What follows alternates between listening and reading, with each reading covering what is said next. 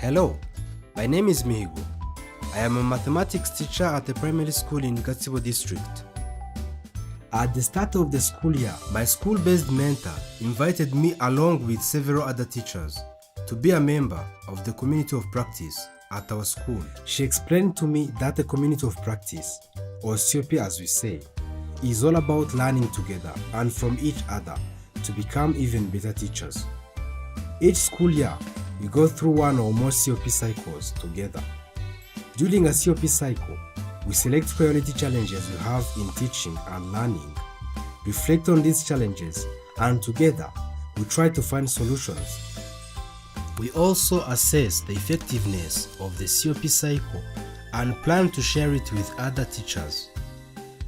A COP cycle is only completed when we have found effective solutions for our priority challenges. To find these solutions together, we have multiple COP sessions. These are meetings within the same COP cycle in which we work on the same challenges.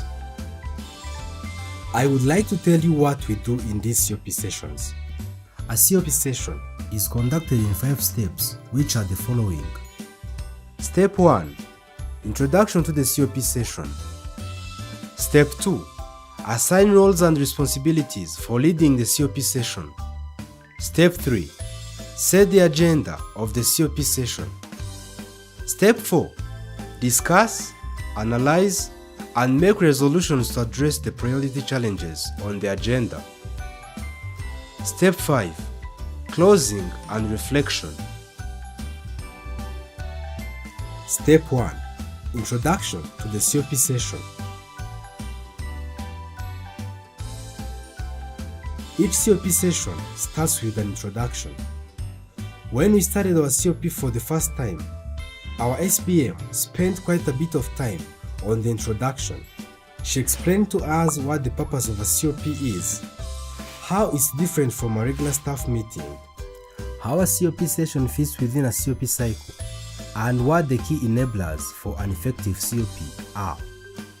One new teacher joined our school and the COP, so we all introduced ourselves. We also shared our expectations for the COP session. And finally, we set some housekeeping rules together. At the start of each of the following COP sessions, the SPM simply reminds us of the purpose of a COP, the housekeeping rules we set, and we share our expectations. Step 2. Assign roles and responsibilities for leading the COP session. The next step in each COP session is to assign roles and responsibilities. One of the key enablers of an effective COP is shared leadership. We share leadership by rotating important roles between ourselves, the COP members. In every COP session, we assign one of the members to be the facilitator, one of the members to be the note-taker, and one of the members to be the timekeeper. When we first started the COP at our school, our SBM took the role of facilitator, but once we felt comfortable with how a COP session is conducted, we also started sharing and rotating those leadership roles. That is the role of the facilitator, the role of the note-taker, and the role of the timekeeper. Step 3. Set the agenda of the COP session. Every COP session has a specific focus on the challenges that are set on the agenda. In the very first COP session of the COP cycle, we agree on the topics of the agenda. After selecting the topics, they will stay on the agenda for all the COP sessions in that COP cycle. Let me tell you how we set this agenda. All of us teachers have challenges we face in our daily teaching and learning. During the first COP session, each of us shares our most urgent challenge that is within our control to solve.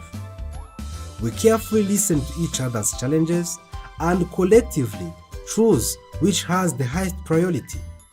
The challenges that we most have in common are ranked higher. In that COP cycle, we will address about 2 of these priority challenges. During the entire COP cycle, we discuss, analyze, and find solutions for those challenges. That means that the topics on our COP agenda stay the same from the first to the last COP session, but with each COP session, we are one step closer to solving the challenges and sharing the lessons we learn with our school community. To give you a clear example, in our COP cycle, we chose to solve these two challenges: Challenge B and Challenge D. Challenge B was keeping learners engaged in the first teaching period of the afternoon. Challenge D was assessing group work. Step 4. Discuss, analyze, and make resolutions to address the priority challenges on the agenda. The fourth step is the most important step in each COP session. First COP session of a COP cycle. During the first COP session, we use this step to discuss and analyze the challenges we selected as our priority challenges. We discuss our possible solutions, select some solutions to try out, and make a plan for the tryout. Our SBM reminded us that whenever we make resolutions, we need to be clear on who is responsible for the resolution and when it should be executed. We also appoint a COP member for each to do the follow-up. For our COP, we discussed the challenge Shema brought to the group to keep learners engaged in the first teaching period in the afternoon, and came up with two possible solutions that Shema will try out before we meet again for the next COP session. Then we discussed the challenge Mutesi brought to the group to assess group work and came up with two possible solutions. One will be tried out by Mutesi and the other one by me. Middle COP session of a COP cycle. In the next COP session, we use this step to reflect on the possible solutions that have been tried out. If the tryouts were successful, you start thinking about what we learned from it.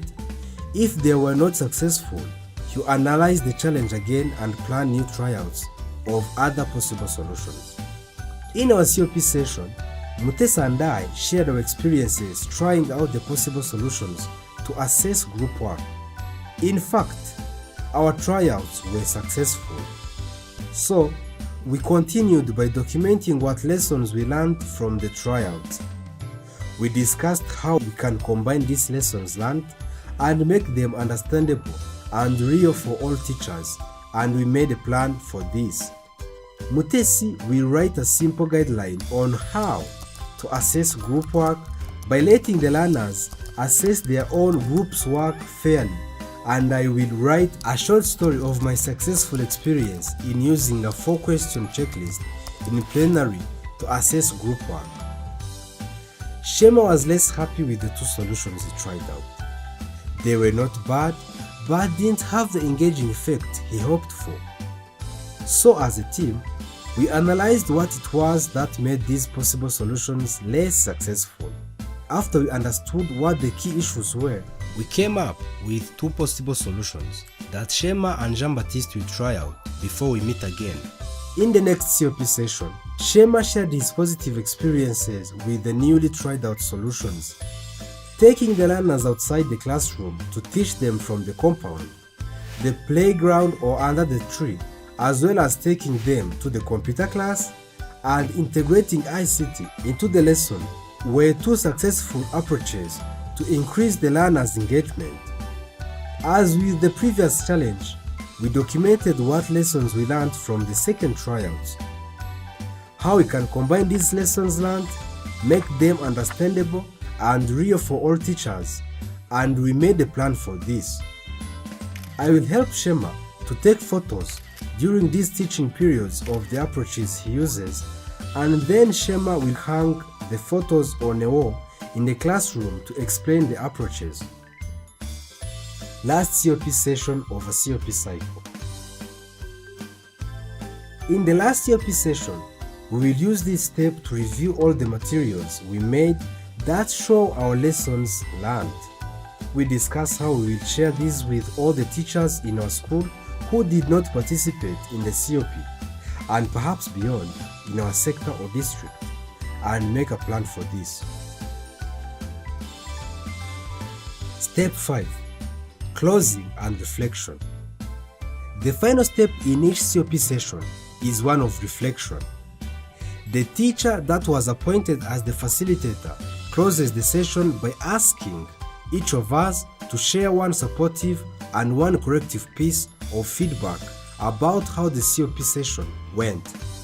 Then, with our SBM taking the lead, we jointly fill in the self-assessment tool of a COP session with suggestions from us all.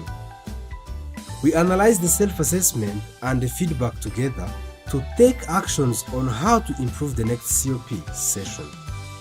The COP session ends with our note taker summarizing our resolutions, and we all set a new date for the next COP session. When we will have our last COP session of our COP cycle, we will spend some more time on this reflection.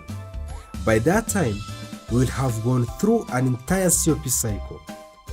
Since we want to keep learning, we will reflect on what went well in the COP cycle and what didn't go so well and what we will improve in the next COP cycle. Once a COP has been concluded, a new cycle will start in which new priority challenges will be analyzed, discussed, and solved.